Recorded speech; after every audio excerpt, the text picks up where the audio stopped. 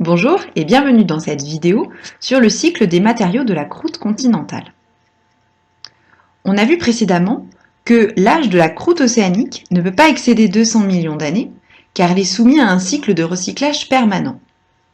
En revanche, on a vu que les matériaux de la croûte continentale, eux, peuvent être beaucoup plus âgés, jusqu'à 4 milliards d'années. Ceci indique que le processus de recyclage de la croûte continentale est complètement différent de celui de la croûte océanique. Comparons ces cycles de recyclage des matériaux de la croûte océanique et de la croûte continentale. Au niveau de la croûte océanique, l'apport de nouveaux matériaux se fait au niveau des dorsales grâce à la fusion partielle des péridotites du manteau. Cette fusion partielle va entraîner la formation d'un magma à l'origine des roches magmatiques, comme le basalte et le gabbro. D'autres processus sont responsables de la formation de roches sédimentaires qui se déposent sur le plancher océanique. Ces roches peuvent être transformées au cours du temps et au cours de leur histoire et devenir des roches métamorphiques, comme par exemple les métagabbros.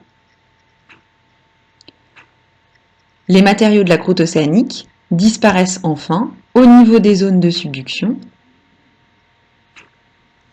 Ainsi, tous les matériaux de la croûte océanique sont soumis à un recyclage permanent. Ils sont formés au niveau des dorsales océaniques et l'essentiel disparaît au niveau des zones de subduction.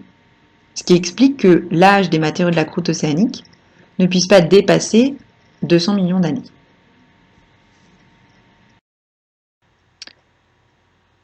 Au niveau de la croûte continentale, les matériaux sont complètement différents.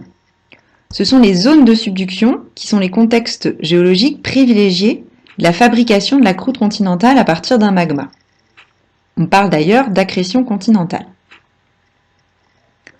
Au niveau des chaînes de montagnes, des roches sédimentaires vont venir s'ajouter à ces matériaux continentaux.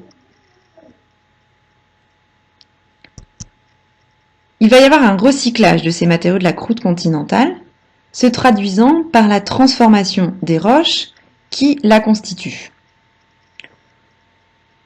Au cours des cycles successifs de formation et disparition des chaînes de montagnes, la croûte continentale va être transformée par des processus sédimentaires, donc on va rajouter par exemple des roches sédimentaires, mais aussi par des processus métamorphiques. Les roches magmatiques vont subir des métamorphismes, se transformer en gneiss par exemple. Et puis on peut même avoir des processus magmatiques où ces roches métamorphiques se mettent à fondre et vont me redonner de nouvelles roches magmatiques. Dans les zones de subduction, on peut avoir une petite partie de la croûte continentale qui va disparaître dans le manteau,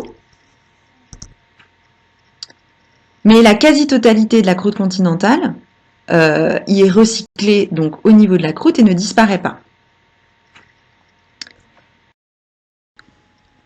Actuellement, la production de la croûte continentale est compensée par sa disparition, par l'érosion et une petite partie de la subduction. On dit que la croissance des continents est nulle. On a donc vu que la différence d'âge maximal de la croûte océanique et de la croûte continentale est expliquée par des processus de recyclage qui sont différents et qui expliquent que la croûte continentale a pu conserver des roches les plus anciennes de la Terre avec des roches de plus de 4 milliards d'années.